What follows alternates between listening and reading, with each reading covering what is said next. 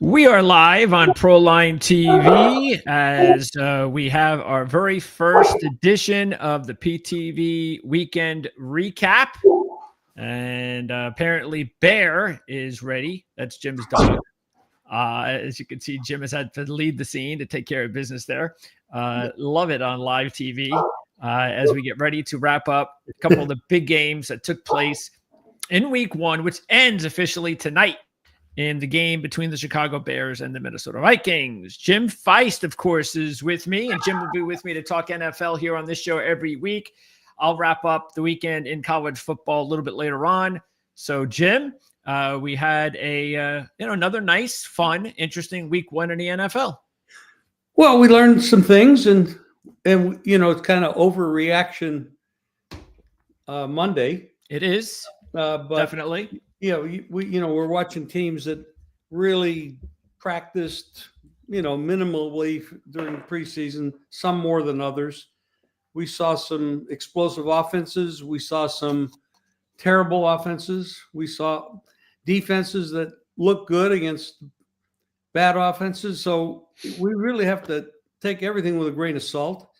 You start off with the Cowboys and the Eagles, which is a great game way to start the season because you got a division battle, and right before the game starts, one of the best players on Philadelphia gets thrown out for spitting on Dak Prescott, which quite interesting. And yeah, it's just ridiculous. I mean, how immature, and then you see a situation occur. I'm not sure if you noticed it because I know you don't follow college football as much. But a defensive player for Florida does the same thing. Exactly. And it cost him the game because he did it on the last drive of the game for South Florida, which put him in position to win the game. So not everybody's mature. Sometimes their age says they should be mature, but they're not. And their emotions get the best of them and they make dumb decisions. But, we're human beings. We all have occasions where we make dumb decisions, but no, I can't excuse any of that. But I'll tell you what, when you look at Dallas and Dak Prescott, you'd say, man, he was pretty impressive. I mean, he threw the ball well. He moved around well, but you got to remember something. He had very little pressure up the middle. With Carter out for Philly, he's the guy that puts that pressure on. And if he's in there, Dak has to move off his spot quite a bit. And his passes aren't going to be as sharp. He's not going to be as accurate because when you're moving around and you have to reset, nothing works quite the same. Yeah, the Cowboys didn't let the Eagles pay for that. And they should have. They had and CeeDee Lamb. I mean, when you're a big-time player like that, you have got to come down with one of those balls. I mean, he had, 3 drops, I think, on the night, especially a couple late. Drops in the second half or fourth quarter. I mean, he had 7 catches for 110, which is pretty good. But he could have caught those other 3. And one might have been really too difficult, but the other 2 he should have had. Be that as it may, Dallas is not a very well put together team. But it's the first game of the year, and Philadelphia has a roster that's very similar to last year when they beat everybody up, won the Super Bowl easily over Kansas City. But I'm going to take that with a little bit of grain of salt too, because Kansas City's offensive line was decimated at the point. But that's all part of the game. So it's a new season. It's a new season. Philadelphia's going to be very, very tough. They're going to be hard to beat because, they have the coaching. Be that, and not everybody likes that guy, but he's done a good job. Well, we didn't see yet anything on offense, though. I mean, offensively speaking, this is where they have the new coordinator, and the offense didn't really do a whole lot. I mean, they were efficient, but they weren't explosive. If you look at it, I mean, A.J. Brown had 1 catch. Matter of fact, Devonta Smith and A.J. Brown combined for 4 catches for 24 yards. And you're not going to win many games like that. You're just not. Now, you beat the Cowboys, but the Cowboys are not supposed to be a playoff team. So that offense definitely they got to be a lot more explosive than that. Jalen Hurts had a good game, but, Hurts ended up as the leading rusher. And once again, that's not what you want. Barkley's supposed to be leading the team in rushing, and he had a decent day. But offensively, that's the thing where I'd still be a little bit concerned. I want to see proof of this Eagles offense under this new coordinator that they're going to be able to get it done long term. I will remind everybody that the first game of the season is preseason +1. It's a preseason game. A lot of these players did not play in the preseason, got no field time at all except in practice. And you're going to see the teams that you saw today or this weekend are not the teams you're going to see in November, December, and January. They are not. Very few teams. Now, the last game we talk about today on here, the third game we talk about, that might be the exception because we saw something pretty remarkable. But in this game, I didn't see the sharpness. I was very impressed with Dak, but like I said, if you don't put pressure on any of these quarterbacks, they're going to be impressive because they're all professionals and they all can throw the ball or they wouldn't be there. So if you don't put pressure on these guys, they're gonna pick you apart. If you play this game 4 or 5 weeks down the road with the same characters, and you put Carter back in the lineup we'll see them again. Yeah, I know, but you're going to see a whole different situation. But by that time, there could be other injuries too. Sure.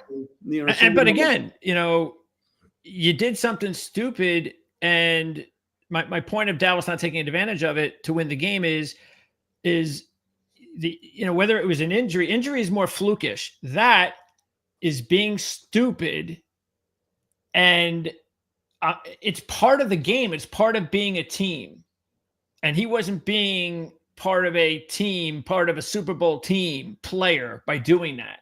Super Bowl championship teams don't do that. So we do have to remember that these teams aren't really equals. I mean, Dallas is a very inferior team to Philadelphia. Sure. All you have to do is look at the betting line going into the game. They were not supposed to stay close in that game. And Carter coming out of the game changes everything. And nobody being sharp. I mean, Dallas, in many ways, looks sharper than Philadelphia. And if Lamb would have caught the ball two more times, they'd have won the game, which is kind of remarkable. So you got to not overreact too much to what you saw. Okay. So the game on Sunday that we want to zero in on, that really there were two really exciting games on Sunday. One on Sunday, the other was on Sunday night. And the one on Sunday, unfortunately, involved my team in a negative way, even though there was a lot of positive to take from it. But I've been down this road before. And I'm just talking wins and losses. I'm not talking that I think this is the same old Jets deal, because it's not. This is a really good sign that everything that we thought about Aaron Glenn as a coach, everything we thought about potentially Engstrand, the new offensive coordinator coming over from Detroit, everything we thought about that is a positive, and there's a lot to take away from this positivity.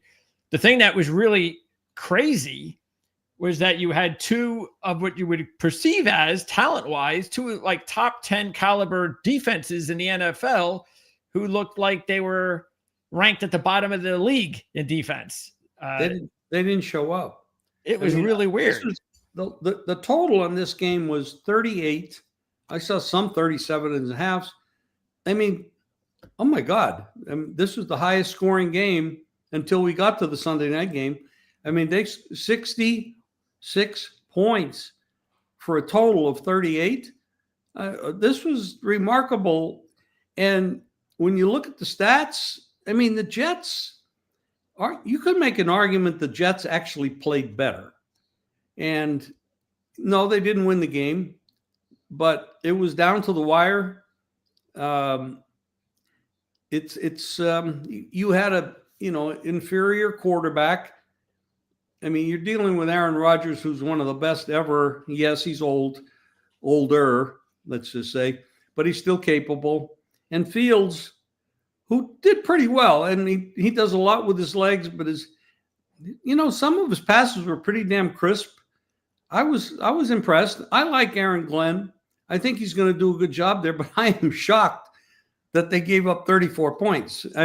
I mean, Aaron Glenn's a defensive guy, so their defense just didn't show up against Pittsburgh. I didn't think Pittsburgh could score 34 points. Yeah, and this is another example of not just, I look at it more as when I look at first weeks or even week 2, sometimes even up to week 3 in the NFL, I don't look at it as much as, well, it's the preseason, as much as I look at it as matchups. I look at it as, you never know. Sometimes, especially because we don't know, like, who knows, but how do we know by the end of the season, the Jets and the Steelers won't have the top 5 best offenses in the league? How do we know? We don't know. Or how do we know maybe the Jets and the Steelers matchup was just such a bad matchup for these defenses that they're still going to end up being really good, but this matchup just wasn't very good. Or maybe it was the Aaron Rodgers, Justin Fields getting back at their opposing teams and they were on their game and all that stuff. So that's why the first game, I look at it as more as matchups more than anything, that you just don't know about teams because you don't know if maybe this is a good or maybe this is a bad matchup. You actually could say I could make a bet that neither one of these teams are going to score 30 points in a game the rest of the year. That is possible. Yeah, it is possible because neither one of them figured to be an offensive, team. That's just, and this was totally an aberration. Well, it all depends. I'll say this with Justin Fields, though. You were saying, look, I've watched enough of film on him and I've seen him play with the Bears, especially. I've never seen him throw the football this well. No, he looked well. I mean, if he can throw the ball that way, then they will score 30 points again this year. Yeah. They're going to run up against weaker defenses than the Steelers. That's true. Yeah, you would think so. Yes. Yeah. Because the Steelers, they're known for their neither one of these teams played the way that anybody expected. No one expected this. No. And also keep in mind, and this is something that, once again, you have to have this. We always talk about it every year. Who's going to win the division and who's going to do this and who's going to do that. We always talk about injuries and we talk about luck. Who's going to win the close games? Who's going to have luck? And there were 2 teams that had a lot of luck in these 2 big, exciting games on Sunday, the Pittsburgh Steelers and the Buffalo Bills. And as we segue over to the Buffalo Bills, the reason I bring that up as far as luck, I'm not saying that both the Steelers and the Bills did not deserve to win, but they had luck on their side while the other team didn't, and that helped them win the game. And what I'm getting at is the Steelers' luck came when they were on their last drive and it was first down. And, well, I don't remember what down was, but it was that pass that was deflected off of DK Metcalf, ricochets off of another player. Yeah, right. Ball comes back to Metcalf, and he catches it for a first down at around the 40-yard line of the Jets. What did they do after that? Nothing. Meant that if they did nothing 10 yards prior, they would have had to have gone for it on 4th down, not kick a field goal of 60 yards. And that was still a 60-yarder for crying out loud. So that ricochet got them in position to kick the 60-yard field goal. And as we segue to the Buffalo-Baltimore game, because there's a lot to talk about here, let's all keep in mind that when they were down 2 scores on 4th down, they had the ricochet touchdown. And if the ricochet touchdown doesn't happen, the Ravens win the football game. So you have luck sometimes. There's also bad decisions. I'm going to just say this. John Harbaugh has been around a long time. He's a well thought of coach, winning record, very smart, as is his brother. But I don't like coaches that play so conservatively that don't play aggressively to win. They play tighten up. They take the foot off the gas. What did you want him to do at one point? Oh, my God. Who's the best player on their team? Lamar Jackson. Who's the best? Which unit is the best unit on their team? Offense or defense? I say it's offense. Without question. Yeah. I mean, years ago, back in the day when they were giving up 8 points a game, back in the day when the Baltimore Ravens were thought as the best defense in football, those days are gone. Yep. The rules are changed. It's an offensive league. You got one of the best, if not, I mean, Lamar Jackson's amazing. Henry's amazing. Yes, everybody fumbles. Everybody makes mistakes. Everybody throws an interception. That's human.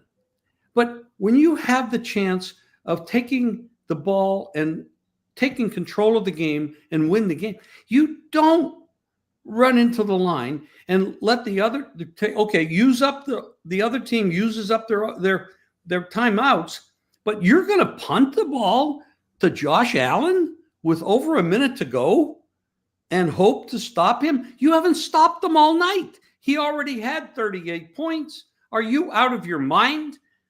Play to win the game. Don't back off. Okay, my defense is going to stop Josh Allen. Who the hell stops Josh Allen? Unless you can put him on the ground all the time, you don't stop Josh Allen. He's going to run the ball down your throat. He's going to throw the ball down your throat. He's an amazing athlete. You don't do what he did. He gave that game away. I'm sorry. He gave the game away. The players won the game. He gave it away. That's just bad coaching. Well, now whether or not you agree with Jim or not, let's keep this in mind. And this is from The Athletic. As you can see here, I got this from the Russell Street Report. This is my Baltimore Ravens insider. He's the editor of Russell Street Report for the Baltimore Ravens. I was looking at the Ravens site and checked and wanted to find out some stuff about the game. And lo and behold, he found a tweet from The Athletic that says that John Harbaugh has blown 17 double-digit second-half leads. That's the most by any coach since at least 1991. And then here is another tweet that says, here are the Ravens' blown leads since the start of the 2022 season. And he lists them all here, including the last two games at Buffalo. They were up 7, they lost, and they were up 15 and lost. And here's some other double-digit losses here. 21, 17, 10, 10, 10, 15.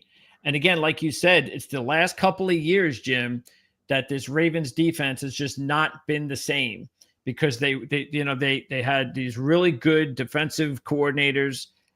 McDonald is gone. Weaver, who's probably going to be the next head coach of the Miami Dolphins sooner than later. By the way, he looks like The Rock on the sidelines. You see Weaver, the defensive coordinator for the Dolphins? He looks like he's got that look of The Rock. I think that's a pretty good that's a head coach I want, not the Mike McDaniel look, the hippie look. I don't want the hippie look. This is the NFL. Give me The Rock look.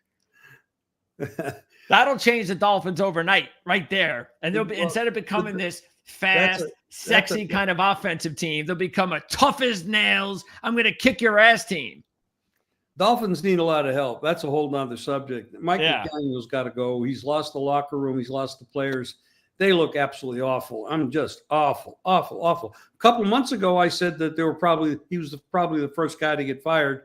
But Harbaugh he's got to grow up into this decade. There's no defense in the NFL that's as good as it once was because the rules have changed. The rules have changed so much that the offense gets a much bigger break than they used to years ago. You don't have that anymore. What he did last night was a crime. He lost the game for his players. And like you said, he leads the league in losing double digit. Why can't they win in the playoffs? Because A, they're going up against pretty good teams, and B, he coaches like he should have coached 20 years ago when he had that kind of defense. And you can't do that anymore. It's not the same. Yeah, they got he needs to grow. He needs to change. Yeah, and what they've done is, like last year, I think they brought in Dean Pease, who's been around forever, and because they needed, I still have no idea why they would hire a coach that had been a player like 3 years prior, and then he becomes the defensive coordinator of your team in just a couple of years. And then, all right, well, it's not working out, so let's go bring in Dean Pease. Been here before, he knows the system. And then this past year, they brought in, what's his name, the former coach of the Colts, the one that was the former longtime assistant for the Ravens, went to the Colts as a head coach, didn't do a good job there, so they hired him, and he's some older guy, and that hasn't worked out after one game. And I know it's the Bills. Again, we have to keep that in mind. Matchup, it's Buffalo. It's as explosive an offensive team as you're going to get in the NFL, but it's not looking good already. Just one game. So, well, that was a big loss for them because, the Ravens have a tough schedule. The Bills have a lighter schedule. If you just look at their two divisions, you can see that. That was a big loss for them, and they dominated that game. I mean, they're with 4 minutes to go, they're up 15 points. To allow that to happen. Now, granted, you can blame it on the fumble. What fumbles happen? Bad coaching decisions should not happen.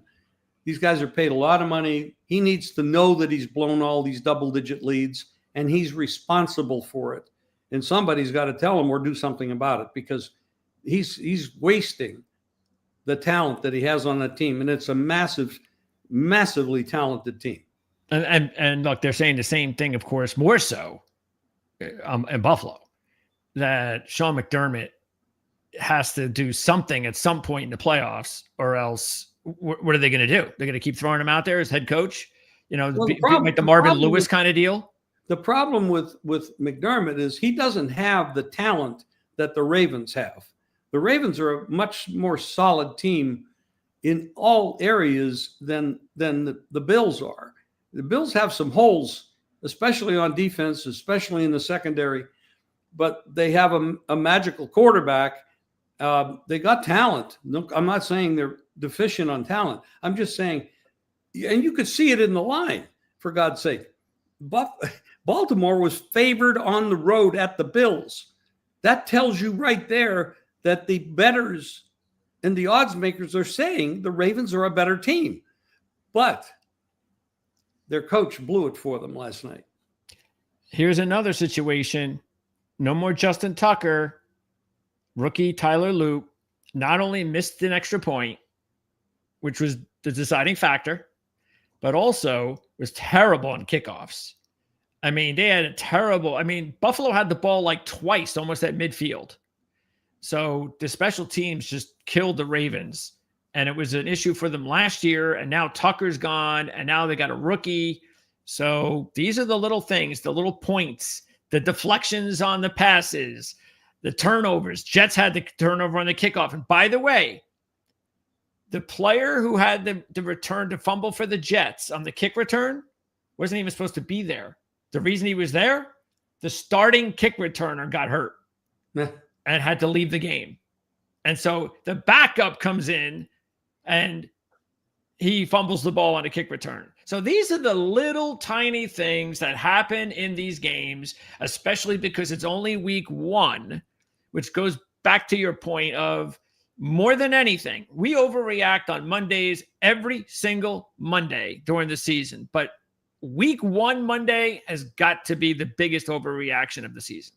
It's definitely is. And when you talk about kicking, man, I'll tell you what, the Atlanta kicker could have tied the game. The Cleveland kicker missed the extra point and missed a very simple field goal. I mean, kicking was horrible yesterday, horrible. And I mean, I don't get it. Man, they're paid a lot of money to kick the ball, and they just do a terrible. There are some guys that came in and did well yesterday, but there was some really bad kickers yesterday. Yeah, and that the Atlanta one, that was a big surprise. I mean, he's usually he was bad last year, and they thought about getting rid of him, and they decided to keep him, and he did it again. He blew the game. Well, I don't know that they'd have won in overtime, but they would have had a chance. And that was another big one because that's right there in the division. And Tampa Bay, the repeat division winners, gets off to a really big start. And they needed that. Of course, Atlanta needed it because they were the home team. Well, Penix actually played really well. Mayfield did what he could do, but his offensive line was decimated with injuries. Yeah, he didn't have his left tackle, and that was big. The best lineman on the team. They had a wide receiver out. I mean, but he's resilient. He gets it done. Penix looks like he's a player. I like the way he looked, but when you have one guy that you depend on, the kicker. Unfortunately, the kickers get dependent on a lot, whether it's extra points or field goals. And boy, so many times they let you down. I mean, Cleveland should have won the game against Cincinnati. Easily should have won that game. Yeah, they had Cincinnati doing absolutely nothing on offense in the second half. I think Cincinnati had 9 yards. Something like that. How do you do that? But on the bright side for Bengals fans, they won a first game. It doesn't matter who they beat, because don't forget last year they started the year losing at home to the Patriots. And that was a bad Patriots team. So it didn't matter who it was. The fact is they got the win. And also the defense did not play awful. The defense was just okay. And that's all they have to be, by the way, in order for the Bengals to be not only a playoff team, but a contenders. They just have to be okay. So that's exactly right. Now you are going to, I believe, we'll see it maybe tomorrow morning. You're going to be doing a report in the beginning of the week. We still haven't decided yet whether it'll be Monday mornings or Tuesday mornings, where you're going to come on and you're going to give about 3 to 5 games. You can take a look at the lines that are posted. Of course, all the lines are out already, including teams from tonight's game. And then you're going to zero in on a few of those games and let the listeners know, let the viewers know which games, which lines that you think viewers could potentially take advantage of early in the week. And you're also going to come back again, whether it's middle of the week, but definitely on Sunday mornings. And you're going to do a final report and give your final analysis of those lines heading up into kickoff a few hours later on Sunday. So very valuable information for our viewers to be checking out. Not doing it on Monday is an advantage because we really don't have any in-depth injury information. It's hard to get on Tuesday as well, but it's better than Monday. Yeah. You can see some games that are going to start to move. And, because of an injury, and injuries do move the line for sure, especially if they're in key positions. So it's not just quarterbacks, it's offensive linemen. Sometimes it's kickers. There's a lot of reasons the line will move, and the bettors will take advantage of it. So by tomorrow morning, I'll hopefully have some good information. Yeah, and there's 3 really big games this week. Thursday night, Washington at the Packers. Sunday afternoon, you got the Super Bowl rematch at Kansas City with the Chiefs already down a loss. And Monday Night Football, you have 2 teams predicted to win their divisions again. The Tampa Bay Bucks at the Houston Texans. Texans also, of course, coming off a loss. So there's a few other good games, but those are definitely the 3 biggest games next week. So and of course, we're already seeing there were a lot of small spreads this week, but we're already seeing inflated spreads for week 2, which again goes by matchups. Now that we got different matchups, we got bigger lines this week. So maybe there'll be a few to take advantage of, and I'm sure you'll be able to find out which ones they are. Absolutely. All right, Jim. Good talking to you. We'll do this again next Monday and every Monday right here at 4 o'clock Eastern on ProLine TV. I'm going to talk college football as I let Jim go. And Jim, of course, will rejoin everybody on Thursday for the Playbook Show with Mark Lawrence. I'll be there. Andy Isco will be there. And also catch Jim's reports this week with Andy Isco on teasers and alternate lines. They'll put that together on Thursdays. And then Victor King will be with Jim every Friday to talk about totals and what else? Totals and totals and props. Props. There you go. So, but also during the week I do shorts. I did 3 shorts today. You should watch. on YouTube, because a lot of times just saying something within 2 or 3 minutes rather than the long show, it can catch you up, and something comes up, pops up, gets in my mind. I learned something. I just throw it on a short rather than doing a 30 or 40-minute show. I'll see you next week here on Monday, Jim, and I'll talk to you, of course, in a few days when we do the show on Thursday. Sounds good. Thanks, Jim. Thank you. All right, that's Jim Feist. And again, you can check out the link in the description of this video because Jim's going to be live tonight at 7 o'clock on VSiN. That's the VSiN Sports Network. It's a big handicapping network. Jim's going to be a special guest. 7 o'clock live tonight. Link in the description of this video right here. You can check it out and watch live tonight.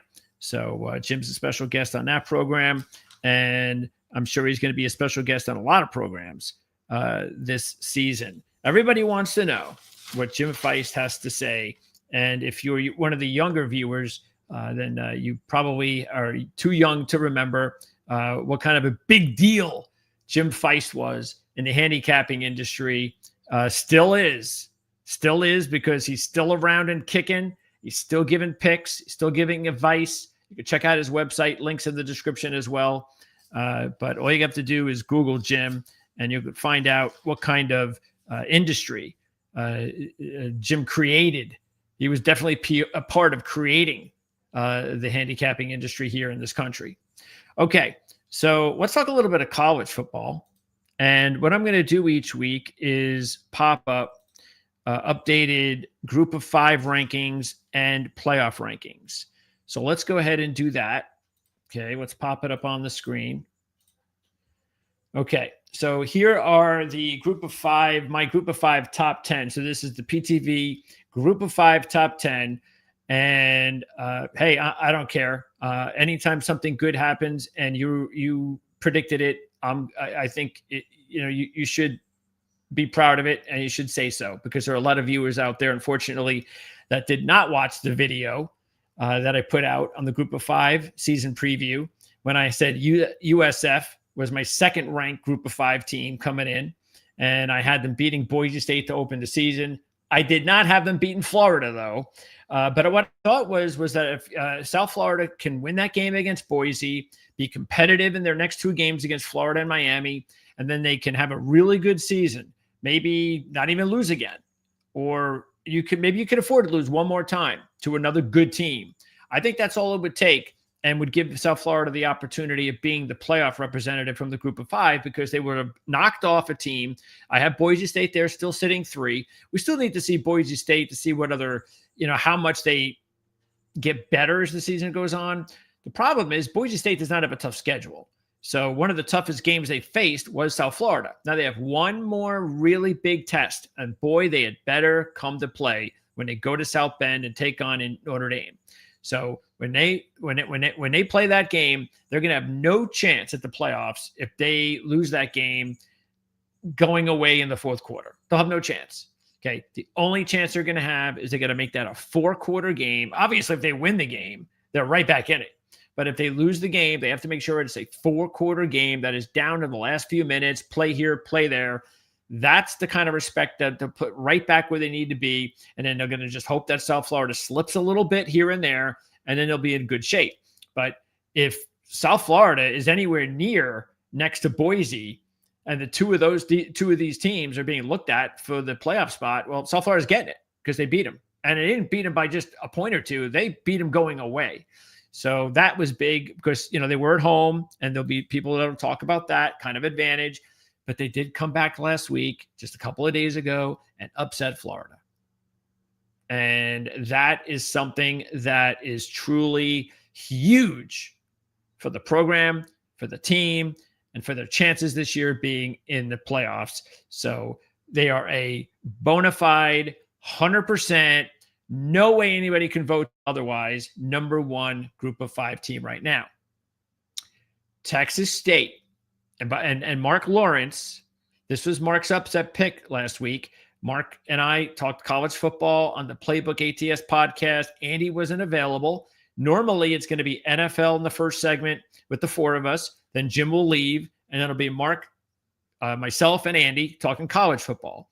Andy was off. It was just me and Mark. We were going over some upsets, and Mark's upset of the week was Texas State over Texas San Antonio, and that's exactly what happened. GJ Kinney, because Mark said it true. If Texas State has a big year this year, GJ Kinney's not going to be there anymore. And he's right. And I think they deserve to be in this spot. It was a big win. It is very hard to beat UTSA on the road. It does not happen often. Not in this regime. Doesn't happen. So the fact that they were able to go there, win the game, do it very impressively. Wasn't a blowout, but it was a very impressive win. Says they are for real. Okay. So I put them at number 2. And then you have, oh, by the way, huge matchup this week for Texas State. If they are good, so this is their situation now. Okay, they're now in a great situation where they can show USF that you've got company. You have real company, because James Madison lost to Louisville, and that's it. There's no more big games for them to impress the committees. So James Madison, kind of on their own. Troy did not beat Clemson. So, they got one chance to be impressive enough. And that's this week as well. And that's why there's really 2 big games actually 3 big games you want to keep an eye on from this group right here, from this rankings. South Florida facing Miami. You've got Texas State at Arizona State, and you have Troy hosting Memphis. So if these 3 teams want to really bolster up their resumes, they're going to have a great chance this Saturday. And I think all 3 of them have a shot. Now, South Florida winning 3 straight to start the season against Boise State, Florida, and Miami. I just can't see that happening. I mean, I said it last week that obviously I'm big on South Florida and like the 18 points last week and all of that. But I was like, I can't really put them in my upsets because, teams don't. It's very rare for a team to win back-to-back big upsets, especially, from the group of 5. But I did say, of course, I'm going to put money on it. Why I have to put money on it because I'd look stupid if I don't. Well, the same thing's going to happen this week. I know they're probably not going to win 3 straight, but I'm going to put money on it. I have to. But I think they're still going to be competitive. Just like I thought last week. I think they're going to show everybody that this is not a fluke, that they're for real. But Miami, the way they looked against Notre Dame, and boy, do they have, I think Beck is, we really talked about how Beck is being undervalued to start the season. Just a couple of years ago, people looked ahead a couple of years at the draft, and he was going to be top 5. Last year, didn't go his way. All of a sudden, he transfers out, and nobody talks about him. Well, he sure looked like the part again against Notre Dame. So I think Miami, they just have too much talent for South Florida. Unless they completely give the game away, which has been known to happen, even though they had a really good win against Notre Dame. But these are the spots that they've actually had the most trouble. They're an 18-point home favorite. So if Miami gives the game away, South Florida, they've been very advantageous the first couple of games. Watch out. Okay. But Texas State, Arizona State. Now, watch out. And we're going to talk more about these games later on in the week, for sure. But just watch out because this is a rematch from last year. And believe it or not, it's a double check. And I'm going to double check from Mark Lawrence's Playbook magazine, which you can still get. And I don't know why you haven't purchased this yet, but you should. So last year, Texas State, believe it or not, was a 2-point favorite against Arizona State. They had just come off blowing out Texas San Antonio, was a 2-point favorite at home.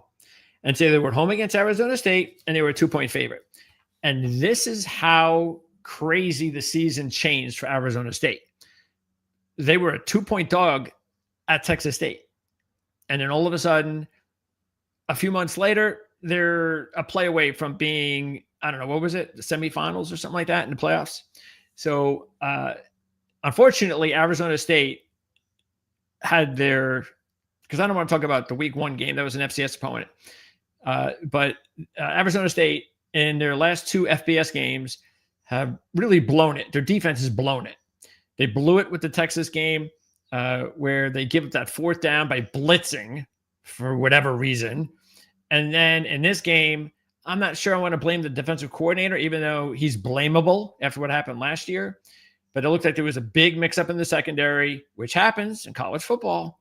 And maybe you can blame the defensive coordinator for having the players in a situation where it looked like they were in man, and that can confuse you when players are going this way and slanting that way. And that's what happened. And then they let the receiver get by him. And all of a sudden, when it looked at Arizona State had all the momentum in the second half, everything going their way, takes the lead. They're just a couple plays away from ending this game. Boom. One breakdown, touchdown, Mississippi State, and Arizona State loses. So we'll see how they react in this one. But I was really, really surprised when I saw that point spread. It came out, and it's 14, I believe it is, 14 and a half. Wait a second. Last year was 2. Okay. Now it's 14. Now I can understand there were a few things that have happened since then with Arizona State. And I predict Arizona State is the best team in the Big 12. Okay. Now they have not gotten off to the start of the season. I believe that they would, meaning that they would have won this game against Mississippi State. But it is an SEC road game. And I do believe Mississippi State's going to be better. They've got a much better quarterback who's healthy this time around, and Blake Shapen. So it's not really the end of the world. But even the first week, they kind of looked off a little bit. So they got work to do. No question about it, Arizona State. It's just that Texas State, once again, how much do they have to keep proving themselves? And they are also a team. They are a program that is really being looked at, of course, because they are now they were that last representative into the Pac-12. So a lot of good stuff going on at Texas State.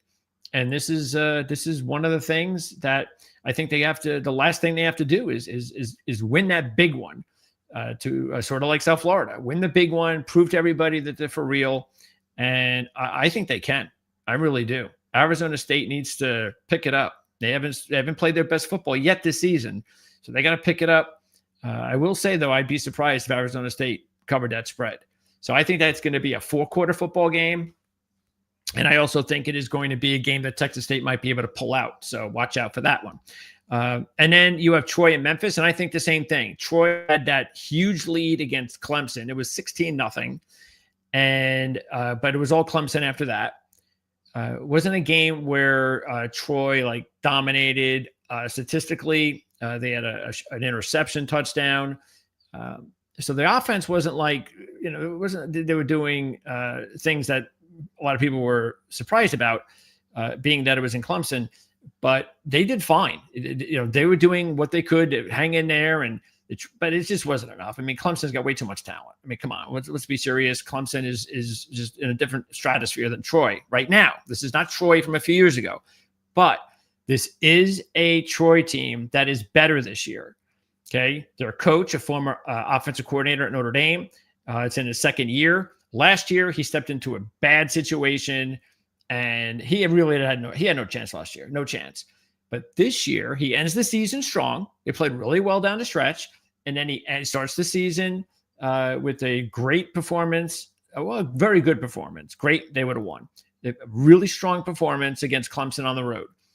But now they've got a shot. Now they got a real shot. They're home against Memphis. Memphis lost a ton of key players from last year's squad, and Memphis is beatable. Okay, because Troy's in the Sun Belt just like Georgia State. And Georgia State was home last week against Memphis.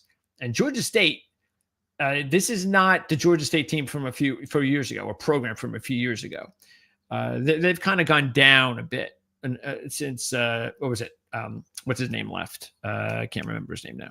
Anyway, so that's one of those situations where you really expected. Memphis was what? I think they were like a 12-point favorite or 13, something like that. And they did cover. But keep in mind, Memphis had a pick six at the end of the game, last play of the game. So the game was actually it was within a couple of scores, 16 or something like that. And so the scoreboard was a little misleading.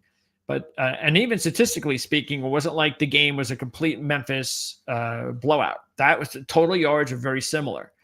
So now Troy's the home team. All right. And Troy's a better team than Georgia State. Therefore, the line, of course, is smaller. It's 6.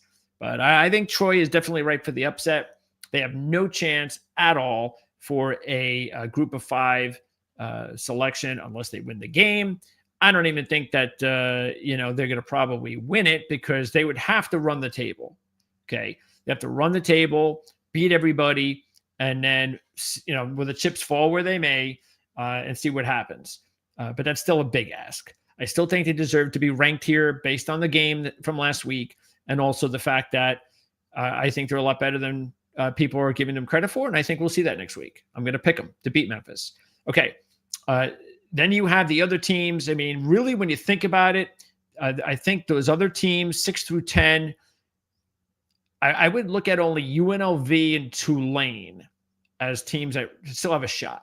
Ohio, they lost the game to Rutgers. So, but at least it was a close game. And they came back and beat West Virginia. Remember, if you watched our show on Friday, we had 2 best bets of the week, Vanderbilt and Ohio. So Ohio just loves being the home dog. And because they are not a home dog very often. And when they are, they don't just cover, they win. And that's exactly what they did against West Virginia. The problem kind of is that Rutgers is like a middle of the road Big Ten team at best. West Virginia is a bottom of the road Big 12 team. So I don't think those performances are going to be an indication that, hey, if we put Ohio in the playoffs, they really give a team a game. I'm not saying they can't. They could get better as the season goes on. Maybe they blow out a lot of teams in the MAC. So that's why I'm giving them a respectable number. Tulane, though, they haven't lost yet, and they have a big game coming up this week against Duke. Now, they've already beaten Northwestern, and they beat them handily. And Duke is a better team than Northwestern. Unfortunately, Duke did not look good in the game against Illinois, even though Illinois was one of our sleeper teams. Actually, they were a top sleeper team in the Big Ten. Not just to be a good team, but to actually get to the Big Ten championship game, sleeper. And boy, did they look the part on Saturday at Duke. I thought that game would be a great game, and it wasn't. Illinois just hammered them. And I think the one thing that Duke has got to do right away, and it's this week in their matchup, is they've got to come back because they're going to play another. They're playing Tulane in Tulane with their quarterback, their former quarterback Mensah, coming back to the program that he was in charge of for a couple of years, and that could actually be a something that could work against the quarterback and against Duke. So. But I will say Tulane, not impressive in their win against South Alabama. I really expected a lot more from them. That went down to the wire. South Alabama is not a top-end Sun Belt team, but they did win it, and they did have the Northwestern win. So if they can just take care of business against Duke, they're going to move up a lot more than 7, and then they're going to be in a good position as long as they win their games. They can afford to lose a game, okay? But if you want that group of 5, and the best you can do is say Northwestern win and Duke win, you might have to go undefeated. You may have to, but I still think you could lose just one game, and I think it'd be okay. Toledo, meanwhile, I think they blew their chance against Kentucky. They're not playing another big team. So that was one that they really needed to have like they had last year. So I don't think they really can do it now. UNLV, though, that's the other team that has a shot. They got Mullen at the coach, and they've taken care of business so far. They did beat a Big Ten team in UCLA. So they're taking care of business. Now, I don't know. I don't think UNLV has Boise this year. Let me just make sure I'm correct. Yes, they do. They're at Boise. Maybe that's better because they lost to Boise. Actually, I shouldn't say that because last year they got beat up at Boise. Yeah, they were competitive in the home game against Boise, but the problem is the 2 games prior, including the playoff loss in 2023, were at home, and then they go on the road last year, and in the other back-to-back playoff appearances, lost the last 3 to Boise. So going on the road, if they have any chance at all, they're going to have to beat Boise. That's it. They don't beat Boise, no shot, done. If they beat Boise, that gives them the right to lose another game or at least one game during the season to put them in position to possibly, because they would have, their resume will say, we beat UCLA and Boise. And that will be impressive enough in this competition that they're facing. But again, going all the way back to the top, no team will have a better resume than South Florida. And they've already done it. They just have to now hold serve, meaning just be competitive against Miami, lose maybe one game the rest of the season, including the Miami game, and you should be okay.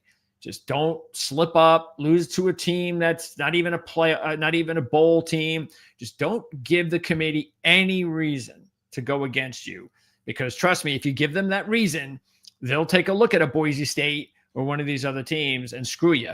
So take care of business. And I threw Jacksonville State on there anyway, because of the fact that I think they deserved it. They beat Liberty with Rodriguez off to West Virginia and a lot of the players gone. There was a lot of talk about Jacksonville State was just going to be back to being nothing. Well, they're looking just like they haven't missed a beat. Like Rich Rod was still there. So I think they deserve it. And that's why they're there. Okay. Now we will wrap up with the playoff rankings. Okay. So these will be the playoff rankings we'll have every week. And as you can see there, we include the South Florida, okay, as the 12th team, since they're our number one group of 5 team. And this is based on the rankings that I had to start the season. So we went over the rankings a few weeks ago. There's a video on that, as well as the video for the group of 5 preview. You can check that out. And so, we have Penn State up there as one of the top 2 teams. So we still have Penn State up there. Ohio State is the more impressive win, of course, but I'm not going to put Penn State behind them because they haven't played anybody yet. They will play Oregon in a couple of weeks. So there's nothing that they've done wrong. So I still think they're and at this point, because they were a championship game picked by myself, considering the other team was Clemson. I will say this about Clemson, and we talked about this last week. Not having their best offensive player in the game against LSU clearly hurt them. Okay. In the game against Troy, just consider this. If you're a young player and you're thinking about your next game, and everybody knows in college, especially, you know that there are weeks that these kids are not going to be focused. Trap games, all sorts of trends that say something's going to go wrong a couple of times that will determine, and it's up to the team to determine if they can get themselves out of it, or if they will be trapped, or if they will have a bad game, throw an egg. So one of those games was last week, and here's why. If you're a young Clemson player and you lose the big game against LSU, this is the game. This is the big game outside of the ACC games. This is the one. We've lost these games to Georgia the last few seasons. We have an opportunity. We're at home now, not a neutral site. We're a favorite. And then they lost it. Okay. So now you're playing Troy and you're a big favorite and so on. So think about this. What if Clemson lost this game? That's a Troy. What would have happened to them? Like as far as the playoffs are concerned? Well, I'm going to tell you what would have happened. Nothing. Why nothing?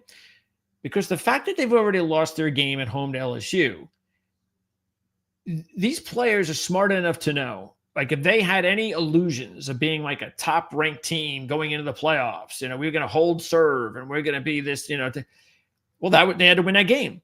And the fact that they didn't now says, all right, it's all back to just winning the ACC and getting into the playoffs, getting the automatic bid. And this is what can happen. Now, they got out of the funk after a half, and give them credit for that. And there was still no Antonio Williams, but give them credit for that. But this is something that I think could very well have been going on in their heads last week. And again, we talk about this all the time, these letdown games. And I'm sure we'll probably talk about it later in the week when we preview some of these games, whether it's NFL or college football. It happens more in college football because there's more of those have and have not games. So we will talk about it later in the week. And I guarantee you we'll have a game or two where we'll go, well, they were looking ahead to this game or they could look ahead to that game, or, they had such a big game. Like, for instance, in the NFL, the Buffalo Jet game, okay, that game has letdown written all over it for Buffalo. They had their huge win against the Ravens. It was a miraculous all-timer. It was Sunday night, not Monday night, but still Sunday night. So now they come down and they will play the Jets, a team that has actually given them problems away the last few seasons. There have been some Jet games, even when the Jets haven't been good, where they have played them tough and beaten them. And so they actually give Josh Allen problems at home.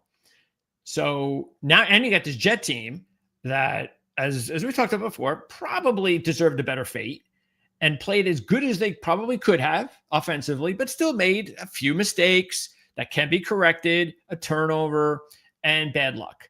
So all of a sudden, now you're in a situation where you could clearly see Buffalo letting down in this one, because there is no way, not a chance, that the Buffalo Bills will come anywhere near as intensely ready for this game.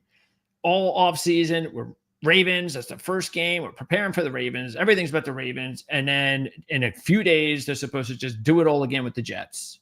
The Jets, a team that hasn't made the playoffs in over 2 decades, 12 years or so.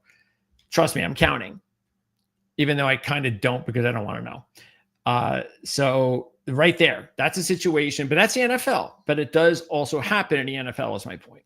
Okay, so getting back to college football, LSU, I have them a little bit higher because of their win against Clemson and because I thought they were a playoff team anyway. So I think they deserve to be there.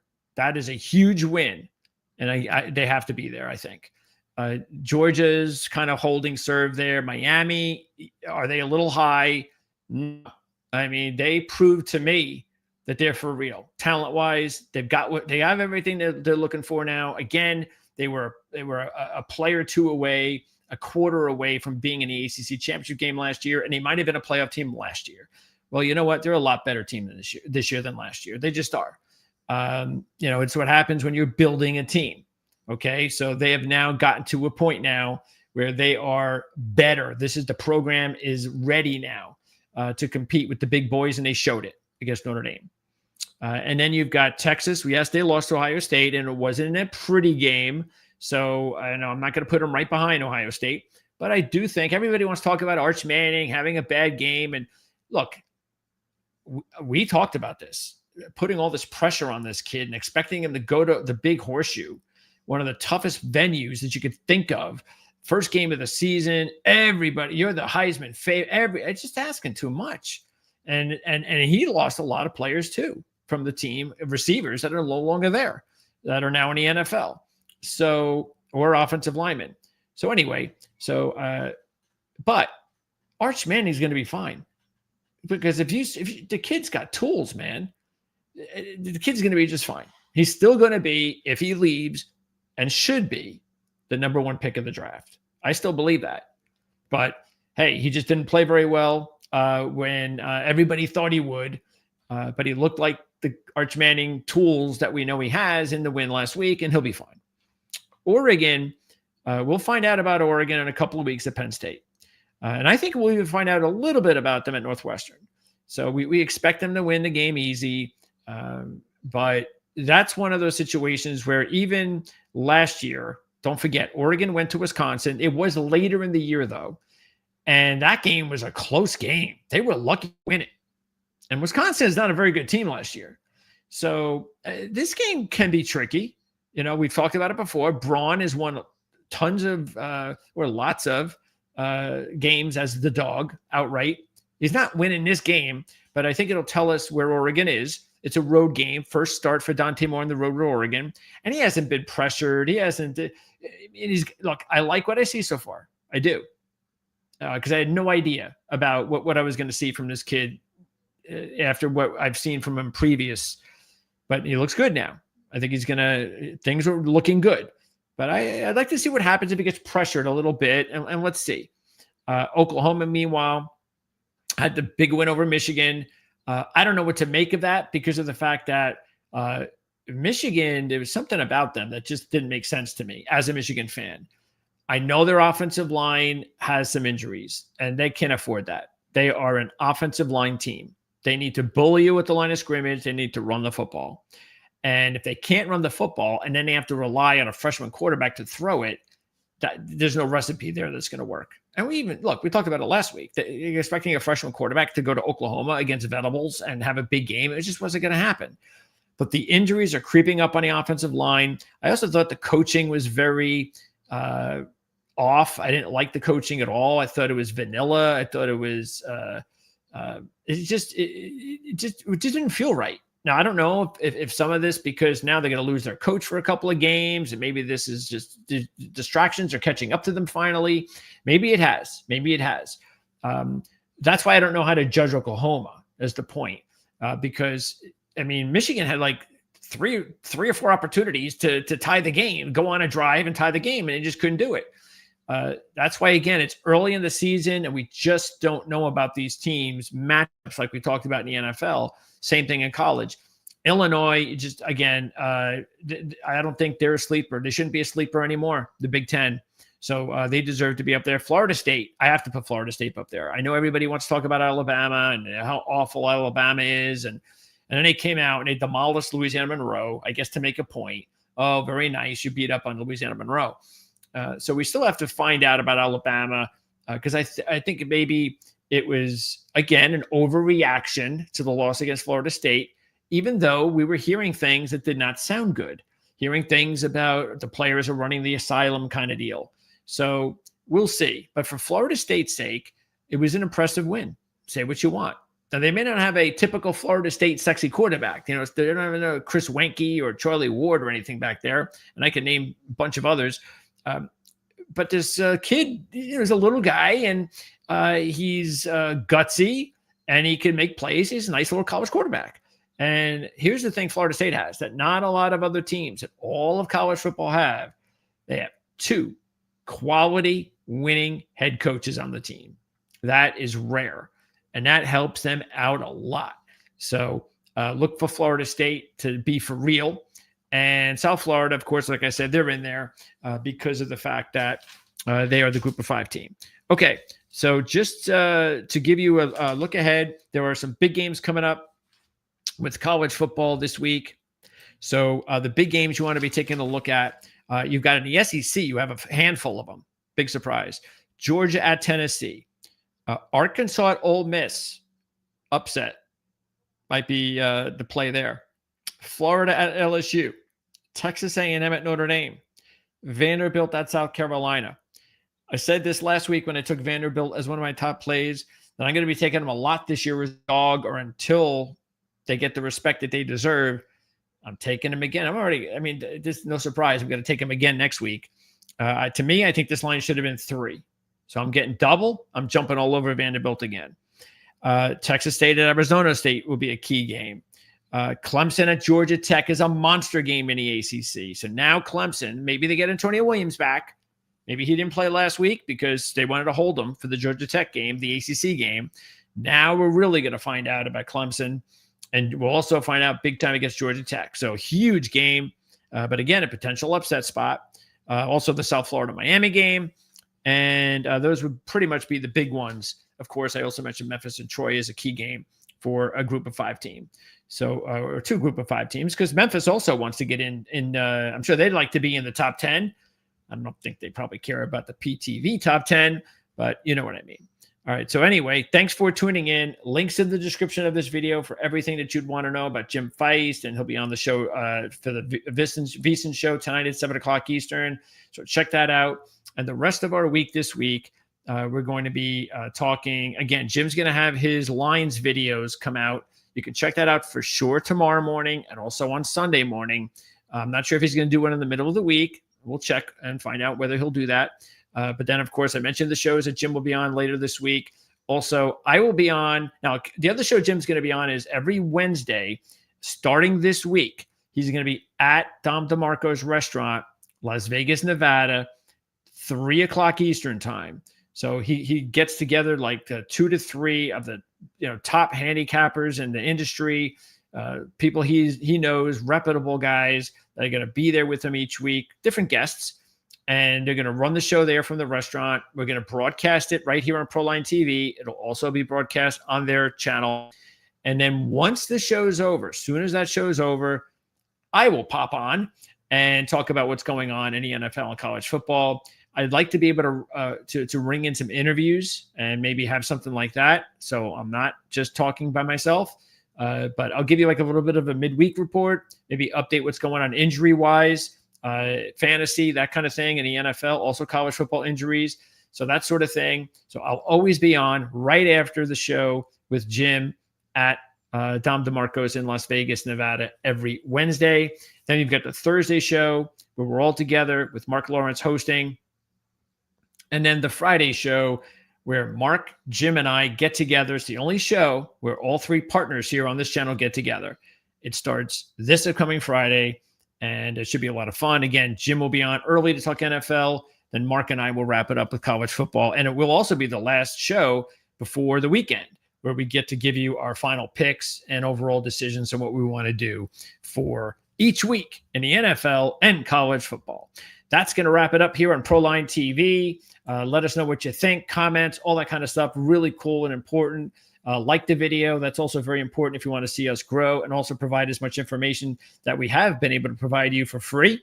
That's why also you want to subscribe to the channel if you haven't subscribed before. And yeah, if you have any questions at all, questions about anything at all regarding anything we talk about, anything we don't talk about, or the channel related stuff, just let us know. We'll be happy to oblige. For Jim Feist, I'm Greg DePalma. Thanks for tuning in here for our PTV Monday recap. Is that what we're going to call it, by the way? So we want to double check. PTV Weekend Recap. Yeah, that's better. So we'll see you again next Monday and every Monday right here on Proline TV.